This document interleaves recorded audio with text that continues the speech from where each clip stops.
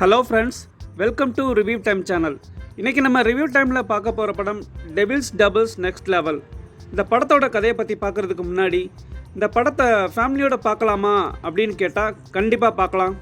அப்படி ஃபேமிலியோடு பார்த்தீங்கன்னா அன்றைக்கி ஃபுல்லாக அவங்க ஃபேமிலிக்கிட்ட இருந்து நீங்கள் திட்டு தான் வாங்குவீங்க. இதை எப்படி சொல்கிறேன்னா, எனக்கு நடந்த பர்சனல் எக்ஸ்பீரியன்ஸை வச்சு தான் நான் சொல்கிறேன். ஏன் இப்படி சொல்கிறேன்னா, படம் முழுக்க காமெடி பண்ணுறோன்ற பேரில் என்னென்னமோ பண்ணி வச்சுருக்காங்க. நானும் படத்தோட ஆரம்பத்திலேருந்து ஏதாவது ஒரு சீன்லையாவது சிரிப்பு வந்துடாதா அப்படின்னு பார்த்துக்கிட்டே இருக்கேன். கூட்டிகிட்டு வந்ததுக்காக ஃபேமிலி என்னையவே பார்த்துட்ருக்காங்க. காமெடி சீன்ஸ்லாம் நிறைய வருது, பட்டு சிரிப்பு தான் வரவே மாட்டேங்குது. அதுக்காக சுத்தமாக காமெடியே இல்லைன்னு சொல்ல முடியாது. ஒரு சில இடங்களில் சிரிப்பு வரதான் செய்யுது. ஆனால் பாவம், காமெடி பண்ணுறதுக்காக படத்தோட மொத்த கேரக்டர்ஸும் ஆக்ட் பண்ணுறதை நினச்சாதான் செயற்கையாக கொஞ்சம் சிரிப்பு வருது.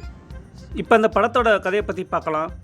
ஒரு படத்தை எவ்வளவோ பேர் சேர்ந்து அவங்களோட முழு உழைப்பை போட்டு படம் எடுத்திருக்காங்க. அப்படி ரிவ்யூ பண்ணுறவங்கள பற்றி தான் இந்த படம் எடுத்திருக்காங்க. இப்படி ரிவ்யூ பண்ணுற கிஸ்ஸா 44 அப்படின்ற ஒரு கேரக்டரில் தான் நம்ம சந்தானம் வராரு. சந்தானம் கிளைமேக்ஸில் வில்லன் பேய்கிட்ட ஒன்று சொல்லுவார். அதாவது பேயாக நடிச்சிருக்கிற செல்வராகவன்கிட்ட ஒன்று சொல்லுவார்.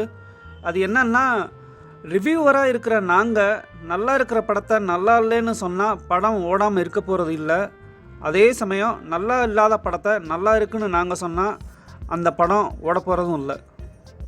டிடி நெக்ஸ்ட் லெவல் டைரக்டர் அவர்களே, இந்த டயலாக் உங்கள் படத்துக்கும் தான் பொருந்தும். படம் காமெடியாக வரணுன்றதுக்காக என்னென்னலாம் பண்ணி வச்சுருக்கீங்க. இந்த படத்தில் டைரக்டர் கௌதம் வாசுதேவ் மேனன் அவர் வராரு. அவர் டீசெண்டாக போயிடுறாரு.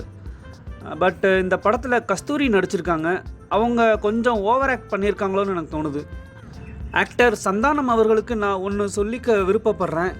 நீங்கள் ஹீரோவாக நடித்து வர்ற 5 படத்தில் ஒரு படம் தான் ரசிக்கும்படியாகவும் காமெடியாகவும் இருக்குது.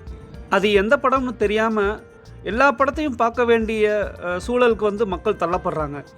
அதனால் என்னோட தாட் என்ன அப்படின்னா, நீங்கள் நடித்தா ஹீரோவாக தான் நடிப்பேன் அப்படிங்கிற உங்களோட உயரிய கொள்கையை கைவிட்டுட்டு பழைய மாதிரி காமெடி ஆக்டர் ரோல்லே மட்டுமே வந்தீங்கன்னா நீங்கள் இன்னும் மிகப்பெரிய உயரத்துக்கு போவீங்கன்னு நினைக்கிறேன்.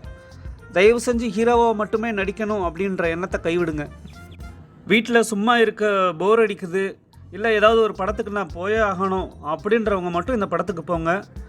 நல்லா சிரிச்சிட்டு வரலாம் அப்படின்னு நினைக்கிறவங்க நான் சொன்ன ரிவ்யூவை வச்சு இந்த படத்துக்கு போகலாமா இல்லை வேண்டாமான்னு நீங்களே முடிவு பண்ணிக்கோங்க.